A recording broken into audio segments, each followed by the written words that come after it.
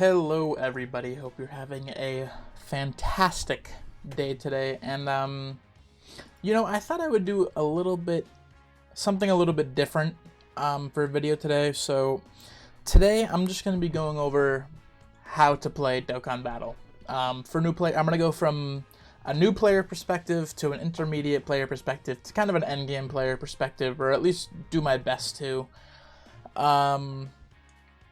And yeah, I'm not really sure how long this video is going to be, but I'm going to do my best to go sort of in-depth and into everything. Firstly, obviously, I'm going to put this out of the way. The best time to start this game would be during an anniversary. 9th anniversary is coming up on Global, and I know some players are probably going to come around during then. This video will hopefully help you guys out. I know there's some new players who maybe have come around for this current Golden Week that we have going on. With the Boo Saga celebration that we're currently doing, and maybe there's some players who will come around during the 10th anniversary, and hopefully this video will hold up until then. So yeah, we'll just get right into the nitty-gritty of things. I'm gonna try to keep this as concise as possible. If you're starting the game, Dokkan is a gacha game, right? Their aim, what they want, is your stones, right? You're gonna go summon. They want you to summon on these banners, really. And your main goal is to get those characters on those banners. You want them to build your teams. And a good way to summon on those banners is by getting Dragon Stones. In fact, it is one of the only ways to summon on those banners, other than, free tickets that they give out, or by playing the game, you get these things called friend points, and you can do multis with those. But those don't really get you anywhere. Dragon Stones. Best way to get them for a new player would be quest mode. Obviously, you're going to start at 1, area 1, but it'll go all the way up to 6, where you can go to 34. And that'll net you, I think at this point, it's around 800 stones, something like that. I think 800 to 900 stones is probably where that's going to net you if you're able to finish quest mode. Secondly, oh, whoops, not mean to click that. Secondly, here, all the story missions that are here, there are plethoras and plethoras and plethoras, hundreds of missions that you can do here, hundreds of events. This will net you more stones than I can count. Definitely more than 1,000, maybe around 1,200, if I had to guess, based off of how many missions and how many events are in here. There's a lot to do, so again, that's a ton more free-to-play stones for all you guys there. Another thing, the Dokkan, or the Dragon Ball stories here. There's a few here that you can do. It goes from movies to GT to G, or to Z to Dragon Ball. And yeah, this will lead into my next subject, free-to-play characters. This will be super helpful for you. We'll start off with this guy. I haven't grinded him up yet. This Kid Goku right here. So to grind up a free-to-play character, I'll just hop into the stage. The best way to do it, in my opinion, would be to get 15 copies of the character.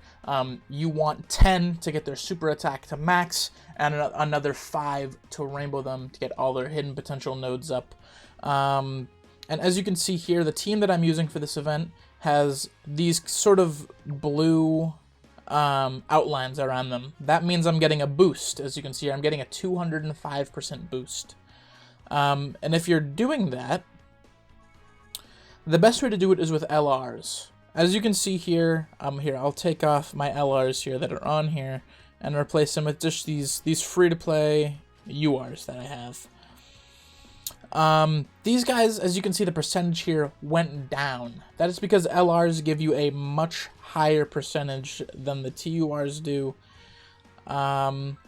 in getting the characters to drop, or just whatever you're running for, the awakening medals or the items or whatever you're grinding for in here to drop it. It boosts your chance. And I'll just run this event one time, and then we'll skip forward to when I have all the copies of the character. As you can see, we'll run through this. If you do the event one time, you can run auto right here. Just click these. It'll auto do the event for you. You don't even need to do anything.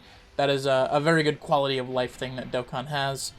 And as you can see, it went on ED. I didn't get a copy. Wow, even with the boost. Yeah, sometimes the grinds can be tedious for some characters, but I don't think this one will be too bad. We'll cut to when I have all the copies for the character, and I'll show you what I mean with the hidden potential. Alright, so I've gotten enough copies of this Goku after a few attempts. As you can see, I've gotten 16. You only need 14 copies, really, but, I mean, it gave me an extra few. So I'm not too worried about it. Go down here. Oh yeah, and I was gonna say, you can go into here and you can go to your categories and everything, and set it by whatever. I'm gonna set it by most recent, as we see here, and he'll pop up right down here. Now, obviously, if I'm gonna do this, or actually, I use this just to get his everything up. But as you can see, put in the 9 copies. That gets him up here. Click that. It'll put in my training items, and we'll max out his super attack level while also training him at the same time. And then we can use our medals to get him to an ultra rare. Now, once he's at an ultra rare, you'll be able to see that you're able to go to his hidden potential. Now, you can only do this after you've reached, I believe it's level 150 in the game. But this is still a good thing to know. You'll get there pretty quickly if you're just bumming through the story mode. You'll level up really quickly, up until about, I think, level 300 maybe is when you'll start to slow down, or whenever you finish the story mode, really. So, the first path that you want to get done on a character is the bottom right, which you can only access if you get a character to super attack level 10, which is why I recommend you do both, get the copies for the hidden potential and for getting his super attack up. So as you can see, I've opened up the bottom right path. That gives me the most value out of my duplicate for the character.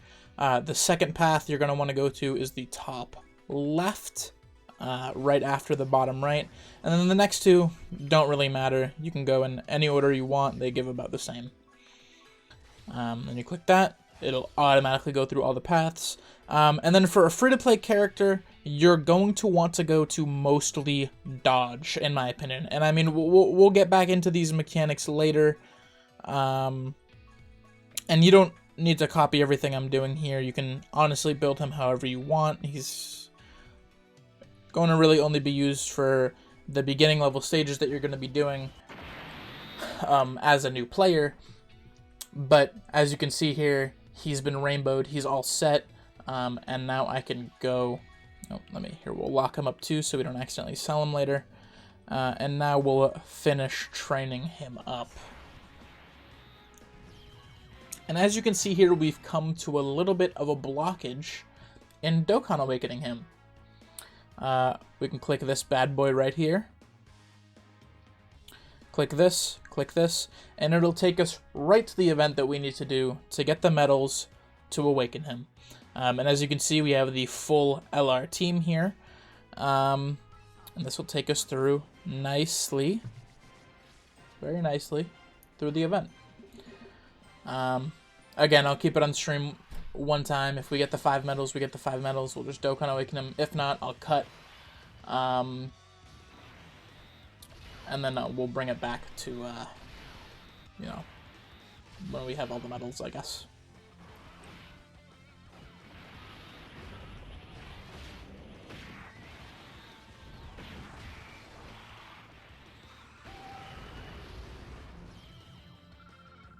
No, I think we got all the medals actually in one run.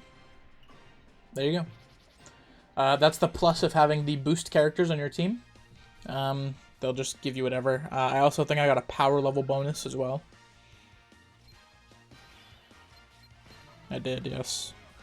Alright, so we'll go here. We'll go here to Dokkan Awakening. And we will give him his Dokkan Awakening. There you go. As you can see, it keeps his super attack the same, but it did lower his level, so it does reset him. Same thing, you just click that, gets all your things, does whatever. Sometimes you're going to want to choose, but for the most part for these characters, you can honestly just auto through if you have enough training items. But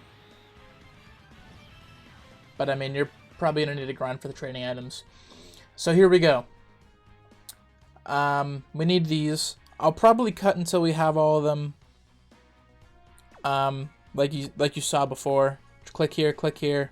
It'll take you right to the event that you need to go to.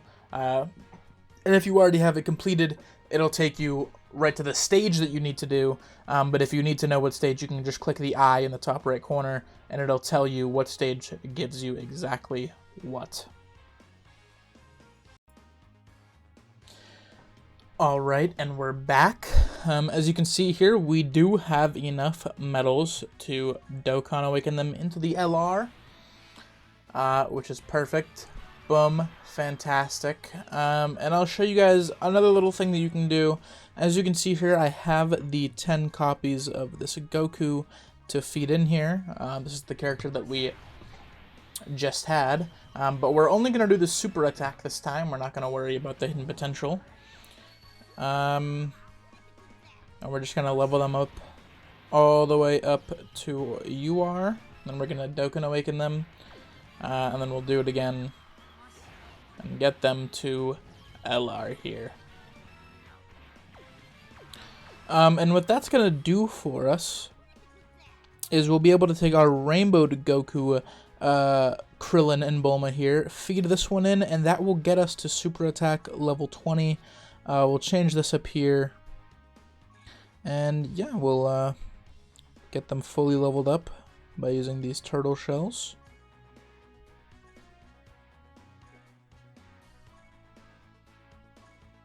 Boom.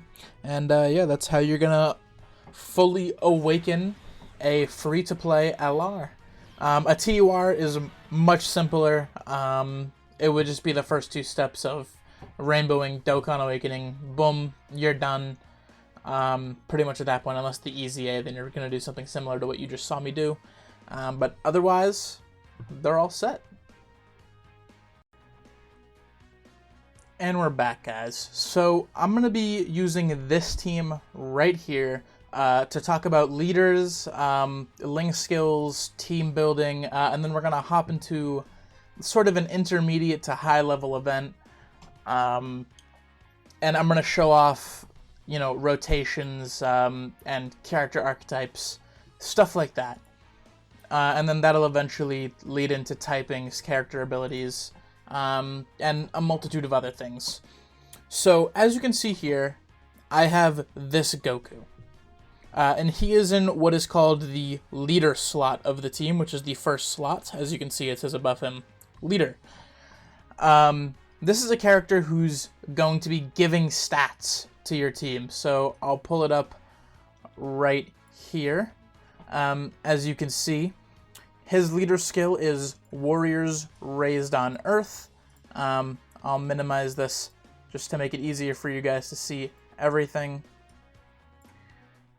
His leader skill, Warriors Raised on Earth, or Power Revival. He gives 3 ki and 170% stats to those characters, and an additional 30% Battle of Fate and World Tournament characters, which most of these characters are on either Battle of Fate or World Tournament, but some of them are just getting the 170 from the Warriors Raised on Earth category.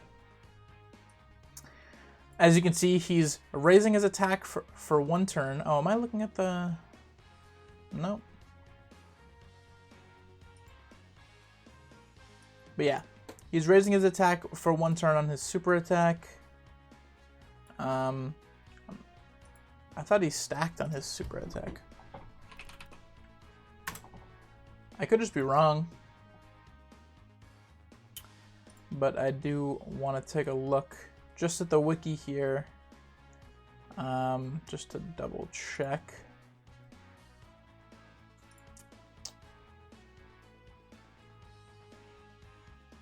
Yeah, so he's only greatly raising attack. Huh, I thought he was stacking defense as well, but I guess I was wrong. As you can see, he activates his entrance animation. That's something that we'll be seeing in a moment as well. And he has guaranteed guard for the first turn from start of battle. Now, guard is something you would see in a character that I would relegate as a tank most of the time. Not every character that has guard is going to be a character that's going to be free in slot 1, which we'll get more to when we're actually in the game. And then as you can see, he's getting Ki plus 2, attack and defense plus 101% for 5 turns from start of turn. Awesome. And then he's getting 3 Ki, attack and defense plus 150%, and then he gets an additional attack and defense plus 10% with every attack received, up to 100%. Pretty much every time he takes a hit, he's getting 10% attack and defense, and that's going to raise up his stats. Attacks effective against all types. We'll get into that later. As you can see, there's different colors on these characters. So no matter what, his color is going to be effective. Let's say against this purple character, purple is strong against green, and green is weak against purple, but this guy doesn't really care about that. He's going to do super effective damage instead of less effective damage to this purple character. Whereas this yellowish-orange character, as you'll see here, the physical character, is super effective against this purple character here. Int is the typing, is what it's called. And the same thing with guard. I guess I can explain here as well. Guard is going to make it so if a purple character were to attack him because he's green, if his guard is activated, he's going to take it as if he was type advantage. So the type effect wouldn't affect him pretty much. But that's only for the first turn. But that doesn't matter because he has a high chance of guarding after the fact.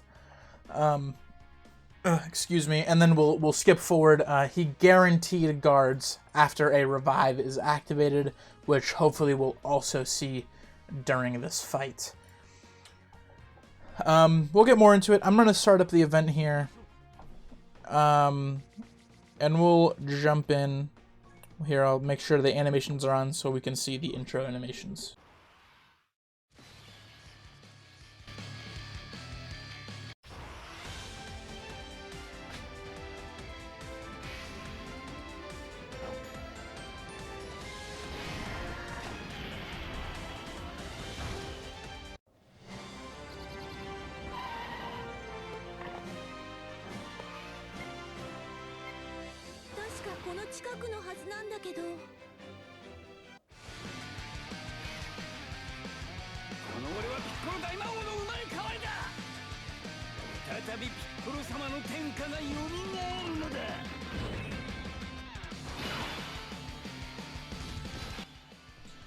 Awesome. Now, as you can see, this character is green and this character is int, so we don't want to put him here. And it'll even tell you right up here, this is the type wheel, up in the top right here. So, I mean, obviously, orange/yellow, whatever you see that as, is effective against purple. Purple is effective against green. Green is effective against blue. And blue is effective against red, so on and so forth. Now, there's something else you're going to see here on these characters. Now, if you look very closely, there's a different symbol next to the typing symbol. So this is, you know, the STR typing. This is int. This is tech. Back to STR. They look the same, but there's another symbol that you see here next to the characters. And that is the super and extreme class symbols. So extreme class characters are all the villains that you're going to see, and they're effective against super class characters, which is an amalgamation of all the heroes, right? Whereas super class characters are going to be effective against extreme class characters, and it's just sort of a never-ending cycle of this character is effective against this character because of their class rather than their typing. But typing, I would say, matters a little bit more when coming to receiving or doing attacks, where classes matter a bit more when building a team, for the most part. So this character, Bulma, who I'll pull up here in a moment. I'll actually just do it right here in a different tab. I'm gonna do my best to walk everyone through all these things here. So Bulma, as you can see, it gets guard for 7 turns, along with she has a support type ability, among many other things that she's doing. I'll leave this here so you can read her kit, maybe get a better understanding of what she's doing. But I'm going to get these 5 orbs. She's guarding, so I'm most comfortable with her in slot 1. Boom. Piccolo Jr., who is also on this category, who I will pull up momentarily, is what I would consider a damaging character. So he's raising attack and defense. His defense will be very good after he attacks. And he's doing multiple super attacks, among with being effective against all types when only facing one enemy. Sorry, had to do a little cut there. But yeah, as you see, he gets a medium chance of launching an additional super attack. He gets an additional attack and defense 60% within the same turn after receiving an attack. And plus an additional attack plus 100% on all enemies' attack and defense, minus 30% as the first attacker in the turn. Usually you're not going to want to run him into the first attacker in the turn, but whatever. Usually you're going to want to run him in slot 2, because that's where he's getting his additional attack plus 100%, or attack and defense 100% when performing a super attack, and high chance of launching an additional super attack as the second or third attacker in the turn. And he also has an additional utility where he can turn into a giant form, which we'll get into more later if we're able to do that. Now I'm going to grab these orbs for them, and we're going to go through this turn. As you can see, she guarded. You saw the down arrow right there. That means that her guard is activated, and we'll see, boom. And then she's after super attacking, so she got her defensive buff, so she took much less damage than she would have if the super attack would have been first. Now, we're going to see that as this Piccolo does a multitude of damage to this guy here. He's going to double super attack, maybe even triple super attack here, hopefully, is what I'd like to see. But yeah, as you can see, Bulma on her ultra super attack, as she is an LR, she has 2. She has one from getting 18 ki and one from getting 12 ki. But as you see, she greatly raised attack and defense for one turn. That's a 50% boost to her attack and defense. And they're fine after supering.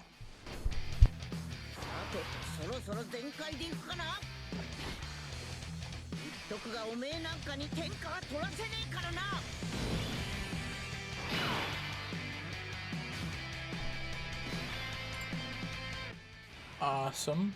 Awesome.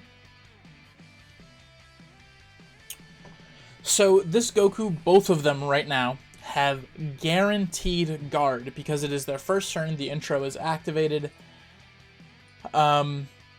So you'll be able to see it in a moment once I get these key spheres. They are going to be guaranteed guarding. And you're also going to see when they get hit that they're going to get that attack and defensive buff. You'll see right there, boom, and you see the down arrow. That means that they're guarding. And we'll also see right here him being super effective against all types. Oh, never mind, he crit. So we don't get to see that. Crit is better than super effective against all types. He'll do overall more damage. It just ignores the defense of the enemy here. Maybe we'll see it here. Yeah, that up arrow means he's super effective against all types if it's just straight up. And as you can see, he's guarding here. And he's getting those attack buffs.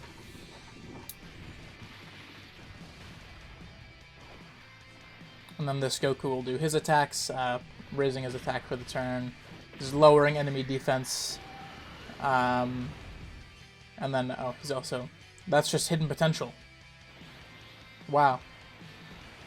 He doesn't have any dodge in his base kit. He does have a nullification, though. Beam-type super attacks, he can nullify those.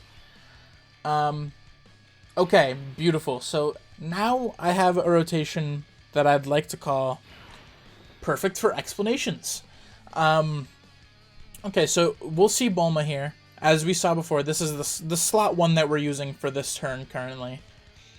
Is Bulma, because of her guard. She'll be fine for now. Usually you'd want to run her in slot 2, because her start of turn defense isn't very high, as you can see. But she's guarding, so she's our best bet here. We're going to grab those 5 orbs for her to support the rotation. Beautiful. As you saw before, Ma Jr., Piccolo.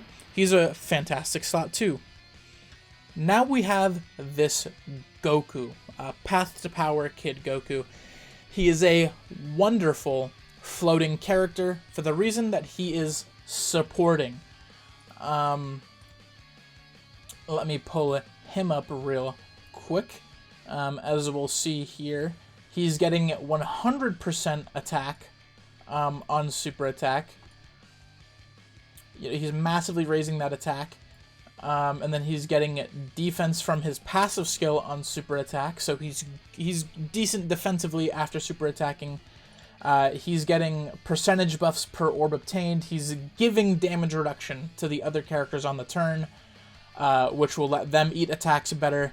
And that's when getting these orbs. So he's a character you would want to float off because he's a support type unit. Now, that's not always going to be the case. You know, there's always characters that fill rows in specific slots, but this Goku is best ran in slot 3 as long as you can get him his orbs to support. Usually Bulma's also going to be one ran in slot 2 or 3, but you know, that's a different story. So as you can see here, this Yamcha, he has specific abilities that I'm not going to go over. He's a free-to-play character that you can go grind up, but he's still quite good. Again, I'm going to put this Goku into slot 1, where he should be going most of the time for your teams. And right now, because it's past his first turn, he has a 50% chance to guard. I'll get all these orbs for them to get them to their 24 key, and this orb for Yamcha here. And we'll see him get his attacks off. This should raise his defense by a little bit, I believe, from his passive. It's raising his attack for the turn.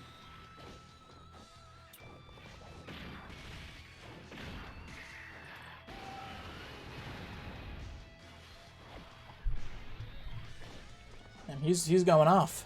Yeah, sometimes these slot 1 characters can be also a little good at doing damage. Again, he should eat this super attack for nothing. Oh, he's not guarding. Okay, see, so he would have taken a lot less if he was guarding there.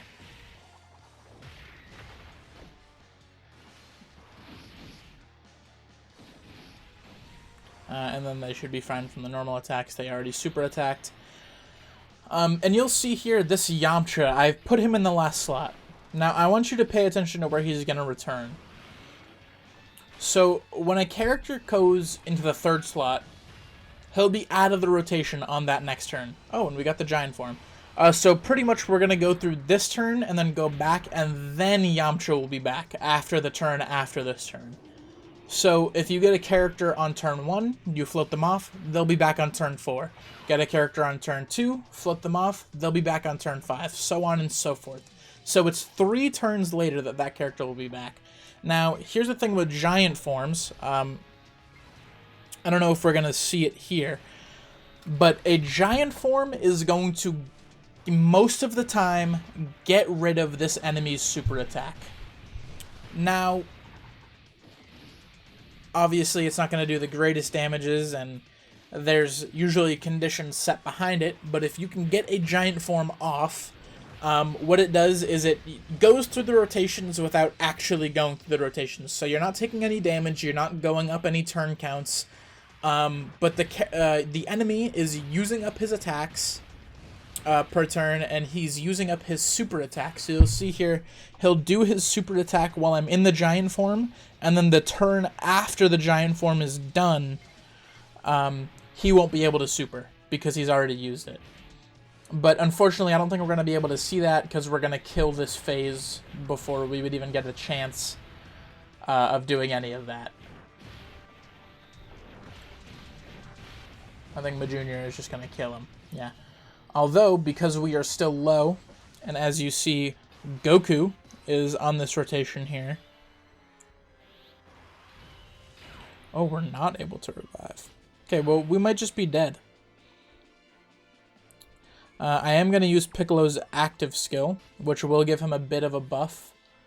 But we might just die.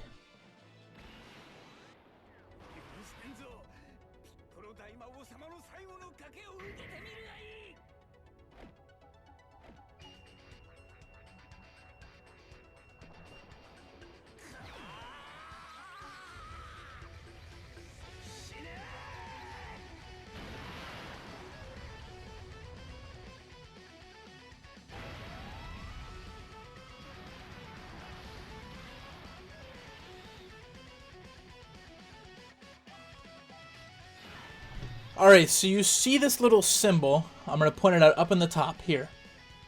That means Piccolo did his active skill, and he's gotten rid of this first attack here. So the turn is going to start once I get all these orbs, and this attack is going to be gone, which means there's going to be no attacks here in this first slot.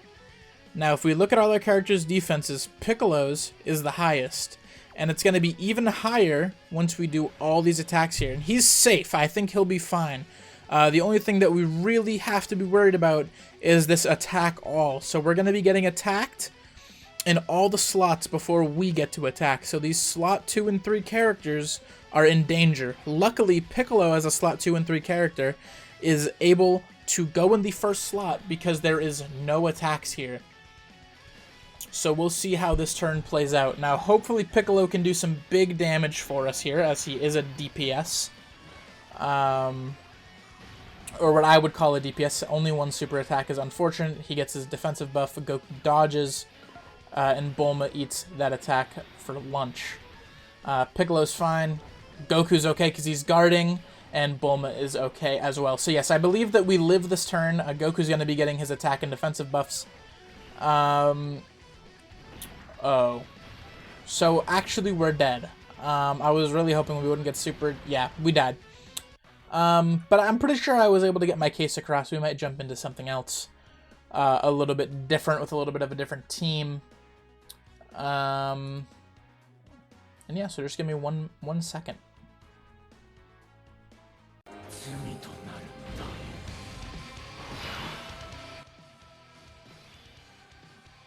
Alright, so Zamasu's intro is active. Now, with Zamasu's intro, and I thought I'd hop in with this team because I feel like it's a little bit better to show everything off a little bit. With Zamasu's intro active, for his first turn, he's going to have 80% damage reduction. So we're going to toss him in the first slot, and he's going to get that 80% damage reduction. Whereas this Rosé is getting all of his defense, everything he has, after he super attacks. So you do not want to put him in slot 1 unless you're in the most dire of circumstances.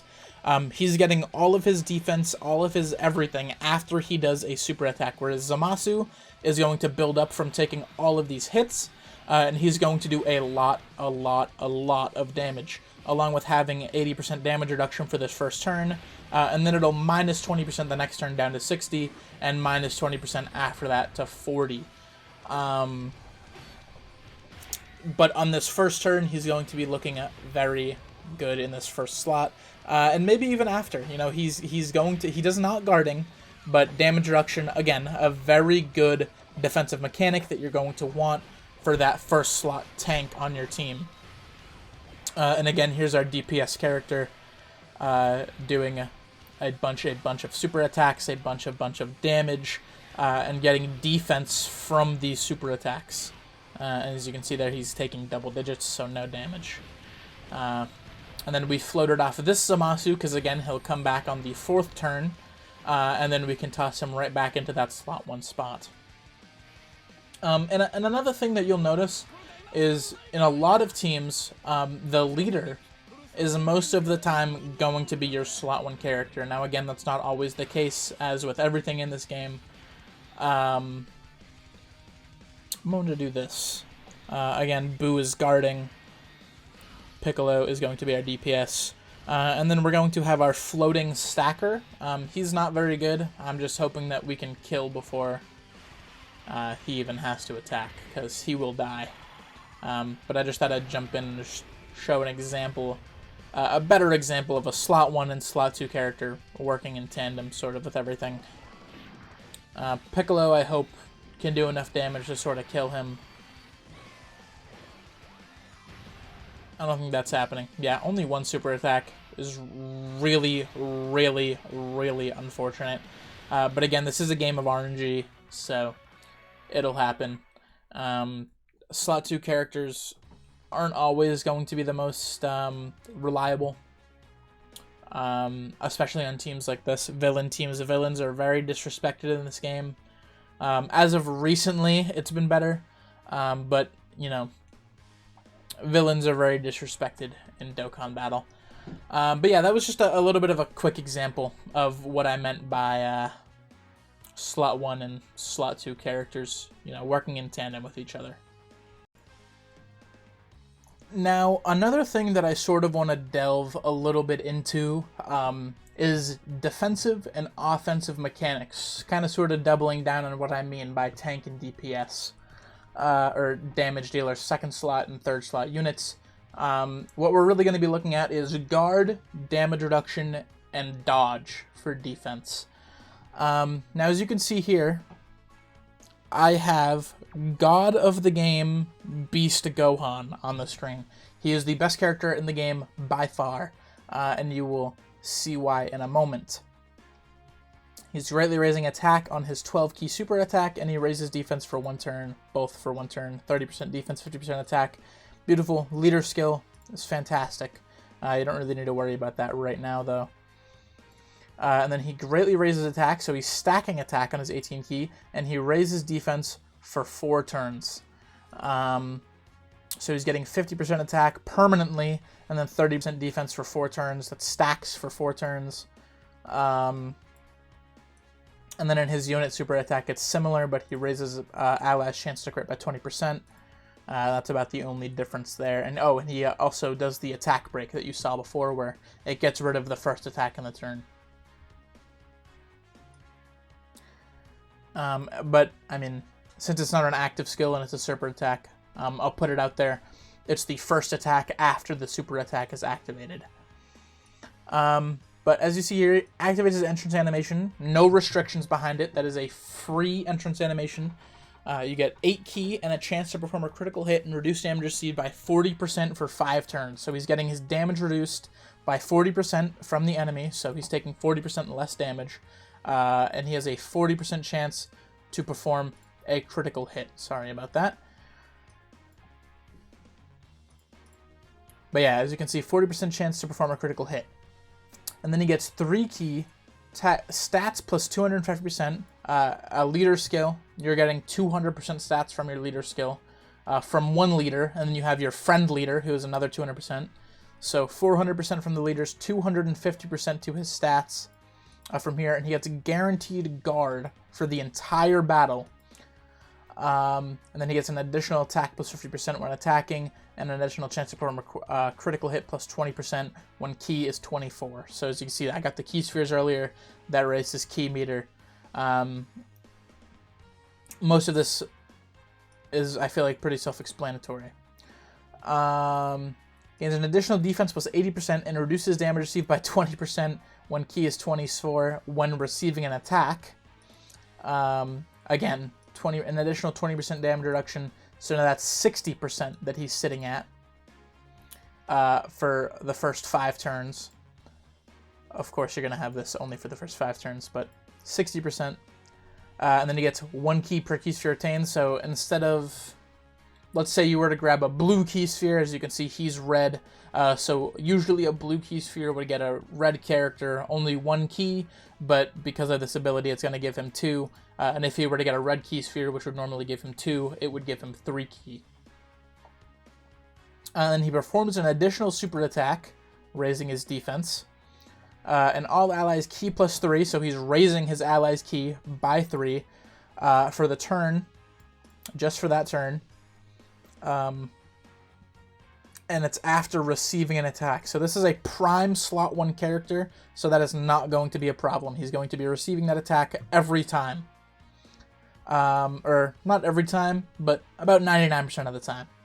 If you get unlucky and there's no attacks in slot 1, it doesn't matter. He's going to super attack and receive that attack anyway. Then he gets key plus 1 per attack received, max of 5, so he's getting a free 5 key after he receives those attacks, and an additional attack and chance to perform a critical hit plus 20% per attack received during the turn. That does not have a cap on it. You could get hit 100 times. There's no boss that does 100 attacks, but you could get hit, hypothetically, 100 times, and he would get 100% chance to crit, and, 20% attack times 100, and he would kill the boss in 1 shot, because there's no limit on how much attack he can get from that, which is what makes him so busted. Or that's not the reason he's so busted, but he's still very good. And then he gets an additional chance to perform a critical hit and reduce damage received by 20%, and all allies key +2, starting from the turn in which this character has to perform their 5th attack or receive their 8th attack in battle. Again, very easy condition to fulfill. So he's pretty much giving everyone 5 key, including the 3 key that he was giving before after receiving an attack. And now we're getting to the real meat and potatoes here. His active skill, the thing you saw me do before, where I pulled up on the character and they did this big attack. His isn't really an attack. His puts him at 24 key, and he gets 158% defense for the turn, guaranteed crits for that turn, and all the enemy attacks get directed to this character. So all those attacks that he's taking, he's getting that 20% chance to crit, that 20% attack. He's going to be doing heavy damage. You put him in that 3rd slot, all the other two slots are safe from all those attacks, unless it's an AoE attack. But even then, I mean, probably won't kill you depending on who you're running. And this can be activated anytime you want, pretty much. After that first turn that he's on and he gets hit one time, you can activate this active skill. And that pretty much allows him to protect that whole turn. And that is the most valuable ability that you can have in this game, is a team protection ability. Say that you have a revive that can be activated at any time. That is protecting your team. You have an active skill that can get rid of all the attacks on the turn, so nobody's taking damage. That is a team protection ability. A giant form that you can activate at any time, that's getting rid of the super attacks, making it so the boss can't buff their attack with that super attack, and there's pretty much only normals on that turn, making it so all those good characters that you have in your team are safe. That is a team protection ability. And that is by far the most valuable thing you can have in Dokkan Battle. Again, another example of a slot 1 character, even if it is only for these first turns. Zamasu, with his intro up, is going to have 80% damage reduction. He's not going to be taking any damage for that first turn, so you can freely get him in slot 1. He'll get all his buffs when receiving an attack, and it'll be pretty good. Now, here's an example of a character who was just easy aid, pretty much awakened for a second time. This Gohan right here, he's a character that I would define as flexible. He can go in either slot 1 or 2, and I'll pull him up right now. He can either go in slot 1 or 2, and I'll show you why. He's stacking attack and defense, so he's permanently stacking 50% attack and 50% defense for the turn, and he lowers 20% of enemy attack if it's able to be lowered. Now, for his first turn, he's getting that 30% damage reduction. He has all these additional supers in his kit. He's guarding attacks, and then he gets an additional attack buff after guarding an attack. The thing about that is, at the beginning of the fight, he's going to be a little bit weak defensively. He's going to have maybe between 2 and 500,000 defense, depending on, what sort of equips you have on him, which we'll get to in a minute. And what your build is and his hidden potential, yada yada yada. But regardless, he's going to be stacking and doing these additionals, and if you get lucky, he's going to be doing super after super after super, building that attack and defense, so on and so forth, until eventually, let's say you're on the 10th turn of the fight, he's stacked a lot. You can probably put him in slot 1 in his base here in this form.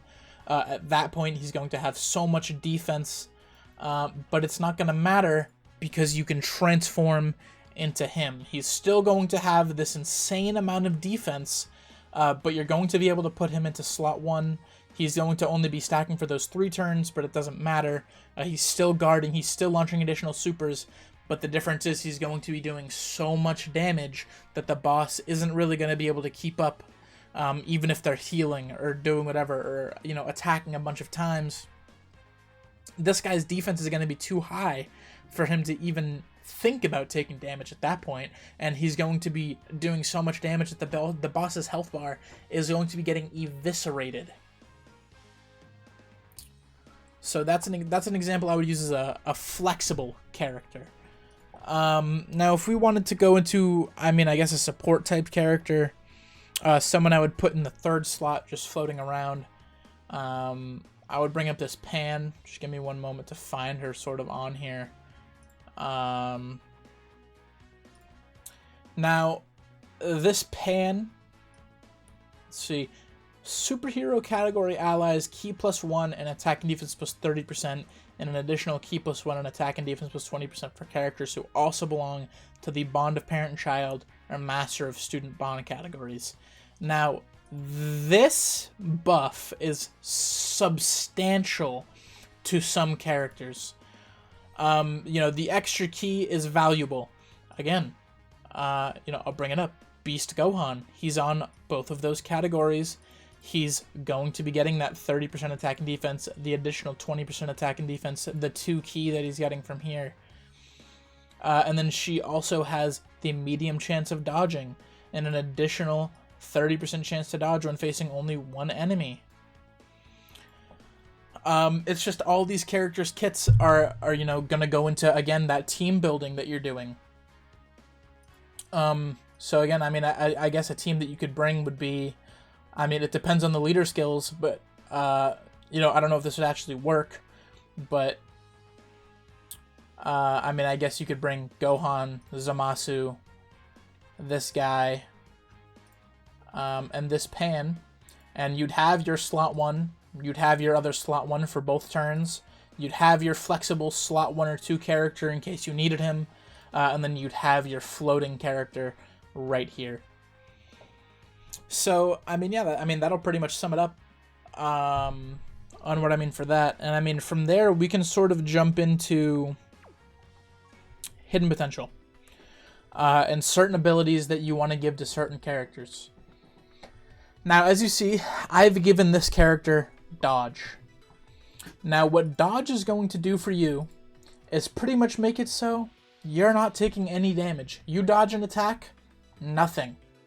0. Zilch. Nada. And there are characters who have that built into their kit. I'll bring up an example. We'll go to superheroes. Someone who might come to mind, UI Goku. He has guaranteed dodge for his first turn, and then after that he has a 77% chance to dodge after the fact. And then he has what I would call a team protection ability, where if you're below 77% HP, you can revive at any time, and anyone on that turn can proc the revive if they die. That's what I would classify as team protection. Maybe not the best of its type, maybe not the best of its kind, you know, but I would still classify it as team protection. And I mean, dodge would be the last of those defensive mechanics that I would sort of delve into. So it'd be guard, damage reduction, and dodge are the big 3 defensive mechanics that you want in a character who's going in slot 1, because that is the most vital role on your team. And now we'll sort of delve into offensive mechanics. Now, we'll go into Beast Gohan here. Or actually, yeah, we'll go into Beast Gohan. Beast Gohan, I only have at 55%, unfortunately, but he's a character that you're going to want to give fully additional. You know, it's going to allow you to perform more attacks if it procs. He already has additionals in his passive skill, so the chance of your additional here procking is going to be better. You know, this 10%, so it's a level 5, so it's 10%. You pretty much, you double it. That's the percentage it's at for additional here. Sorry, just stuttered. What the hell? It's going to be at 10% because it's at 5, level 5.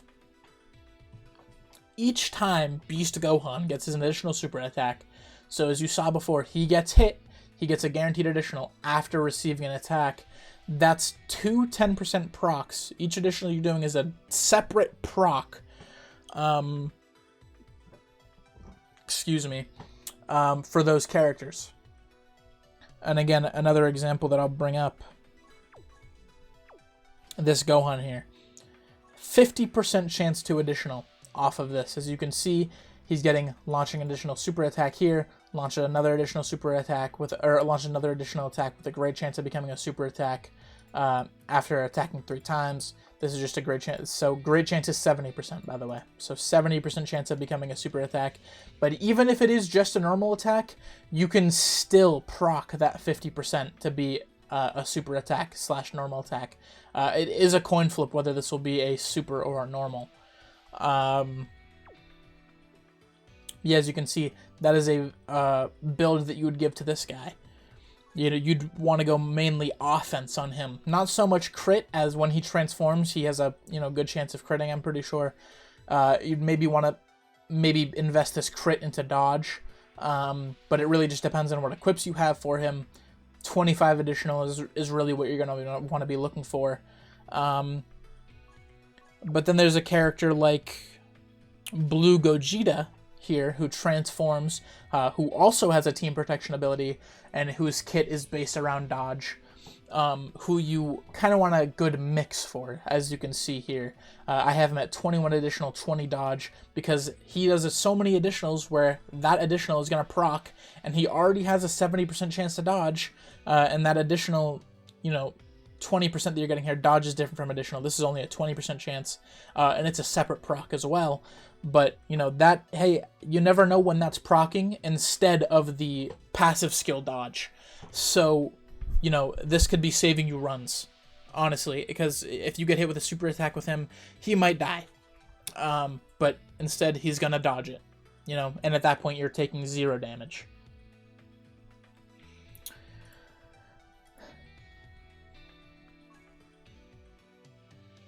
And then crit, for the most part, crit is going to be useless on most characters.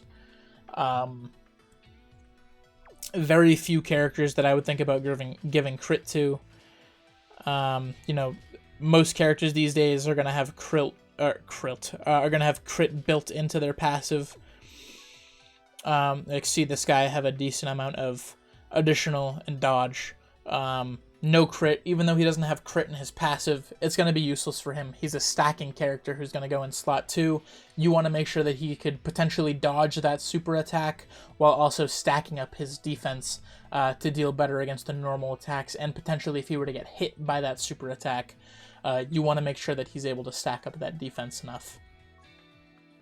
But yes, there's very few characters who are going to, you're going to want to give crit to, and the hidden potential here. Most characters nowadays, like I said, are going to have it built into their kits, and otherwise just probably aren't going to need it as much as these other abilities that they have. Type advantage matters just about as much. It's certainly a good ability to have, and you like seeing the big number go boom, but it's just, I don't know, it's just not as useful as these other two abilities, in my opinion. So I'm going to delve a little bit more into team building here, since, I feel like I didn't do it too much justice earlier. I just kind of talked about it a little bit. Pull up him. I just want to get to the category that we're going to be building here.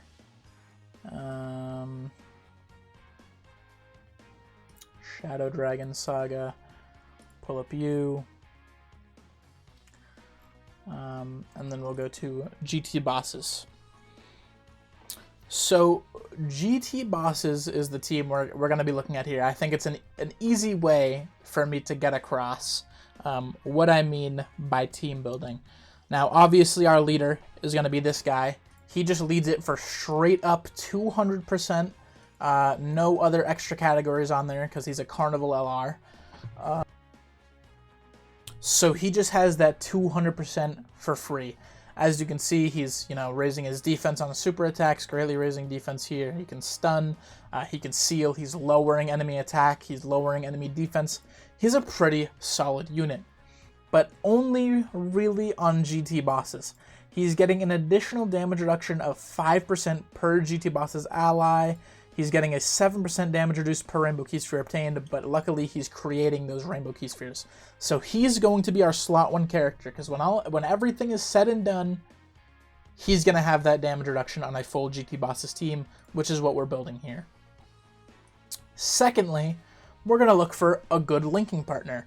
Now, you can't link somebody with the same name next to each other. So say I wanted to bring this guy, and link him with the LR over here, I can't, because they're both Omega Shinron. I could put them both on the team, but they would not be able to link next to each other. So the first thing I'm going to do is look for a linking partner for my very good slot 1 character, and that would be Tech Sin, who I would be considering my slot 2 here. As you can see, he's changing key spheres, which is good. It'll allow us to get more key, but he is a little key sphere hungry, but that's fine. As long as he gets all those key spheres, he's doing, you know, additional attacks. He's building up that defense from all the supers that he's going to be doing, and he's going to work pretty well, sharing 6 out of 7 links with our LR Omega Shinron here. Secondly, or I mean, I guess thirdly, we'll bring Rildo. Why? Because he's supporting AGL characters, or specifically extreme class, so villain AGL characters, which, as you can see here, Omega falls under, and so does our 4th character here, LR Baby, who is Easy Aid and overall a very good character. Again, he's one of those slot 2, slot 3 characters that you're going to have, who's raising defense on super attack, and he's, you know, critting, doing some good damage, gets some buffs against specific enemies, and overall he's going to be doing solid damage. Now, if you want my personal build for him, he's a character I would give full dodge. Same with Omega here, you know, I would give full dodge to him. This guy nowadays, you know, this build is pretty old, I would give him a full dodge build. And I gave him full additional simply because his defense is high enough to where he can tank if he gets enough orbs in his system to get that defense up. As you can see, he's getting 50% attack and defense for every extreme AGL character on the team, and he's also getting an additional attack and defense plus 50% per key sphere obtained, and an additional 10% attack and defense with an AGL key sphere obtained. And he's also creating his own AGL key spheres, so you'd probably want to keep a rotation of this guy and this guy and this guy together as a rotation, and then you would use your friend Omega Shinron and AGL Rildo as a rotation, floating off Baby, and then, I mean, I guess we could bring him as he is supporting GT bosses, so he'll be good floating around on the team. As you can see, GT bosses category allies key plus 2 and defense plus 40%, so he's buffing. Oh, whoops. He's buffing the defense of our characters, and then again, another GT bosses support type character will bring this Baby, who I believe is buffing GT bosses.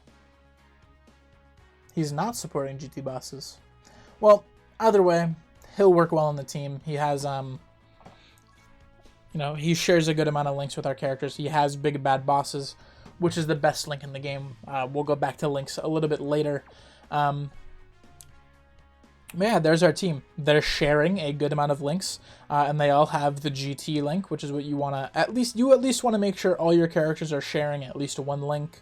It won't always be the case, because some characters are just good enough to where they don't need it, but most of the time you're going to want to make sure your characters are sharing majority of links. Another thing, link leveling. Link leveling is very important. I can pull up sort of the link skill page here. And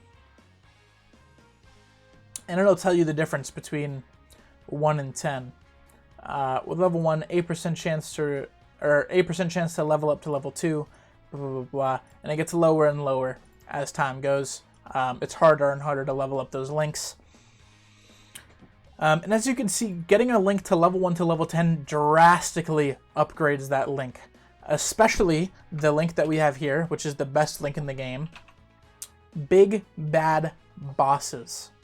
Now, as you can see from level 1, its attack and defense is 25% when HP is 80% or less. But at level 10, you're just getting that buff. You don't have to worry about HP restrictions. And another great link, GT. Where is it?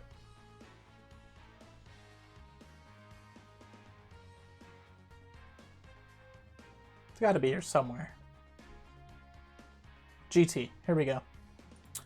It's key +2 at level 1, but once it's upgraded, it's key +2, and then a free 10% attack and defense.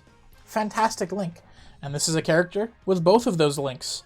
So he's helped dramatically by that link set that he has. So you, especially on a team with characters that are helped so much by their link set, like villains, you want to make sure that there's characters, you know, who are sharing those links with them. And real quick, I mean, I can just hop into a link level stage. Usually, again, you're going to want to hop into story mode, which is why I said to complete story mode in the beginning. You know, you get all those dragon stones, but you get all the stages done, so you can hop in, everything on auto, make sure your boost is up. Oh, I need to switch him out. Just randomly, I mean, I guess I gotta replace him with somebody who's not fully link level 10'd. I guess I'll just do you real quick for the sake of it. We will make sure our animations are off, and we'll just run through the stage. Now, I use the boost because that'll up our chances of a link level. The more stamina you use, your higher chances of getting a link level. And hopefully here we'll be able to see a good example of getting link level ups.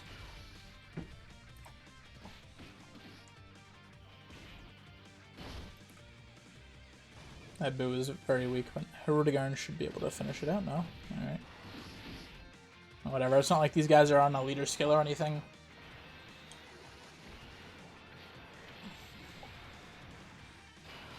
Boom. And then, yeah, this will just kill him. And hopefully we can get our link level up and, you know, demonstrator here.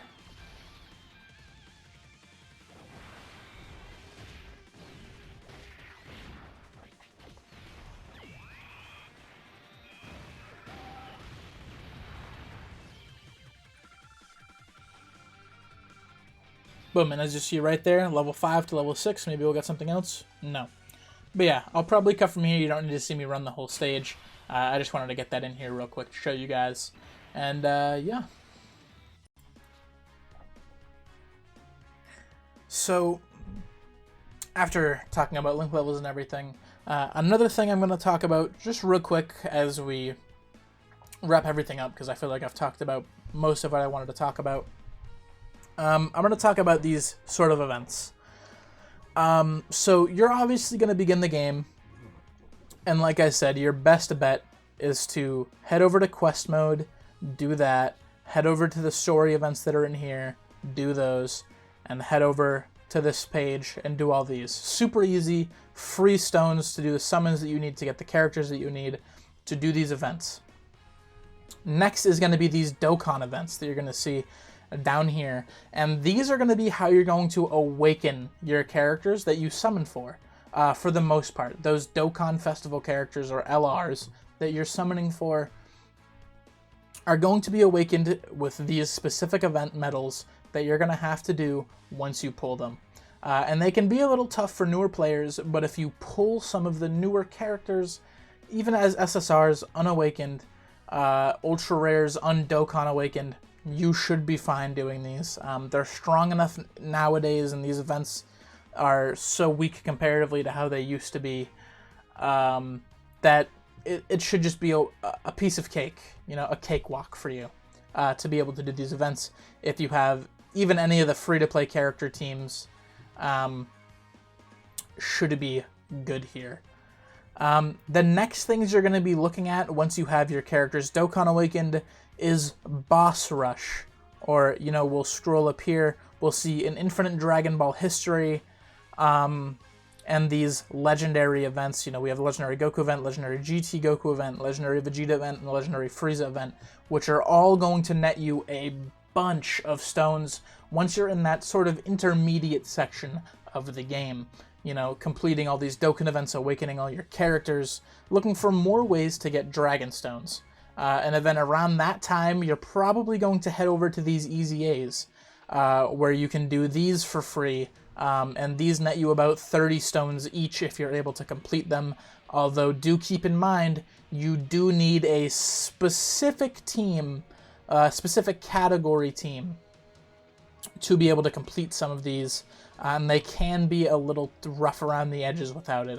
You might not be able to complete some of them, but a lot of the earlier ones should be really, really, really easy to complete, even without the full category team. They're just so weak comparatively to teams nowadays, especially if you're running a 9th anniversary team, maybe a 2024 worldwide download celebration team. Whenever you're getting into the game, it'll just be, pretty easy to complete these earlier stage ones for Dragonstones. But some of these newer ones are going to be a little tough. But once you get those done, let's say maybe you're a year out, or, maybe even less than a year out, 5 months later, you have all these, good characters in your box. You've been summoning a good amount. You have all these characters awakened. It might finally be time for you to take on Red Zone. These are the toughest events in the game. Currently out on the global version, or this Immortal Will event is very tough. A Birth of the Shadow Dragons event, super tough. Anniversary Battle, super tough. All endgame content. This Red Zone, this Dragon Ball Super Memorial Battle, Dragon Ball, Battle Spectacle, this Buu Saga Red Zone. There are a ton of fights that you can do to net Dragonstones from beating them all. You'll get about 5 stones per stage, and there are missions that you can complete for even more stones. Another thing I want to go over real quick, these sort of daily events you want to do every day. I haven't done mine yet. I was planning on doing them after this video. I'll just run into this one really, really quickly to show you. You can do them 1 to 2 times a day. It depends on your power level, whether you have an extra run or not.